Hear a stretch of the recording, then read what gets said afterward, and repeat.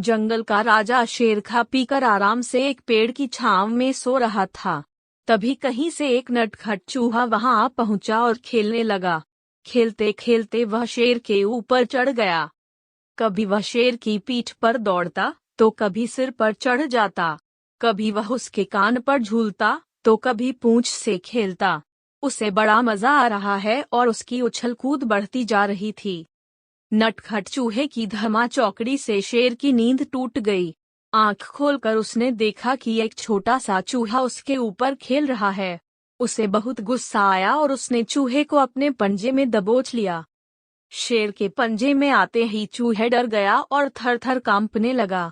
शेर बोला, बदमाश चूहे, तेरी इतनी हिम्मत की तू जंगल के राजा शेर की नींद में खलल डाले। अब तेरी खैर नहीं, मरने के लिए तैयार हो जा। अब मैं तुझे मारकर खा जाऊंगा। मौत सामने देख चूहा गिड़गिड़ाने लगा, वनराज, मुझे क्षमा कर दें। मुझसे बहुत बड़ी भूल हो गई। मुझ जैसे छोटे से प्राणी को खाकर आपको क्या मिलेगा? आपका पेट तो भर नहीं पाएगा। कृपा कर मुझे छोड़ दीजिए। अवसर आने पर मैं अवश्य आपके काम आऊंगा। चूहे की बात सुनकर शेर हंसने लगा और बोला, मैं जंगल का राजा हूँ। मुझसे बलशाली इस पूरे जंगल में कोई नहीं। तू छोटा सा चूहा मेरे क्या काम आएगा? लेकिन फिर भी मैं दया करके तुझे प्राणदान देता हूँ। मेरी नजरों से दूर हो जा और आइंदा कभी मेरी नींद में खलल मत डालना। चूहा धन्यवाद कहकर वहां से चला गया। कुछ दिन बीते। एक दिन शेर जंगल में शिकार के लिए घूम रहा था कि वह शिकारी द्वारा बिछाए जाल में फंस गया। उसने बहुत प्रयत्न किया किंतु जाल से बाहर नहीं आ पाया। वह मदद के लिए दहाड़ने लगा। शेर की दहाड़ वहां से गुजर रहे एक चूहे के कानों में पड़ी। यह वही चूहा था जिसे शेर ने दया कर प्राणदान दिया था। चूहे दहाड़ की दिशा में गया तो शेर को जाल में फंसा हुआ पाया।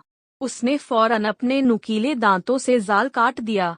शेर आजाद हो गया। उसने चूहे को धन्यवाद दिया तो चूहा बोला, वनराज, आप शायद मुझे भूल गए हैं। मैं वही चूहा हूँ जिसे अपने प्राणदान दिया था।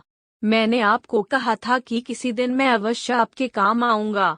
देखिए आज मैं आपके काम आ ही गया। शेर को वह दिन याद आ गया और उस दिन की अपनी सोच पर बहुत पछतावा हुआ कि जिस चूहे को उसने तुच्छ समझा था उसी की सहायता से वह शिकारी से बच पाया है। सीख, शेर और चूहा की कहानी की सीख। 1. बाहरी स्वरूप देखकर किसी की योग्यता का आंकलन नहीं करना चाहिए। 2. उपकार कभी व्यर्थ नहीं जाता। किसी न किसी रूप में उसका फल अवश्य प्राप्त होता है।